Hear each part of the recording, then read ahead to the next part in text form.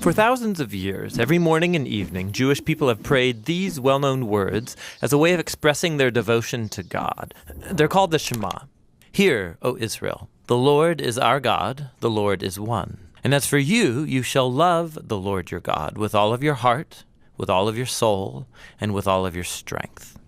Now, the first word of the Shema is hear or listen, which in Hebrew is pronounced Shema. That's where the prayer gets its name. Now, Shema is a really common word in the Hebrew Bible, and it's obvious why. Hearing is a very universal activity.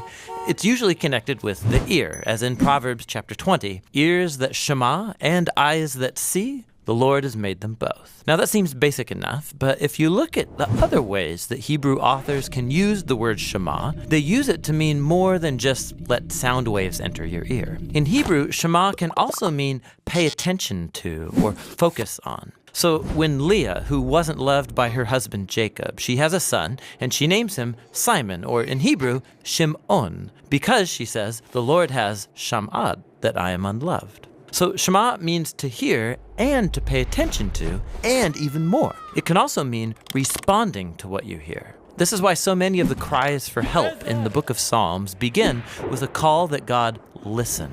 Psalm 27, verse 7, Shema my voice when I call, O Lord. Be merciful, answer me. So asking God to Shema is at the same time asking God to act, to do something. It's similar to when God asks people to listen.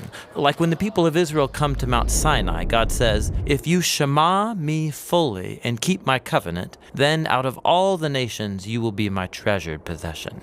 Now there's a couple interesting things about this verse in Exodus. In Hebrew, the word shema is repeated twice in this sentence to give it emphasis. If you shema, meaning listen closely. But also notice that from God's point of view, listening is basically the same as keeping the covenant. So when God asks the people to shema, what he means is that they listen and obey. And that's the last fascinating thing about Shema. In ancient Hebrew, there is no separate word for obey, meaning to carry out the wishes of someone who knows better than you or is in authority over you. So in the Bible, if you want to say, I will listen and do what you say, you use the single word, Shema. In Hebrew, listening and doing are two sides of the same coin.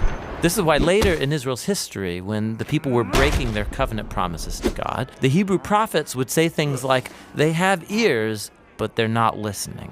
The Israelites, of course, could hear just fine, but they weren't actually listening, or else they would act differently.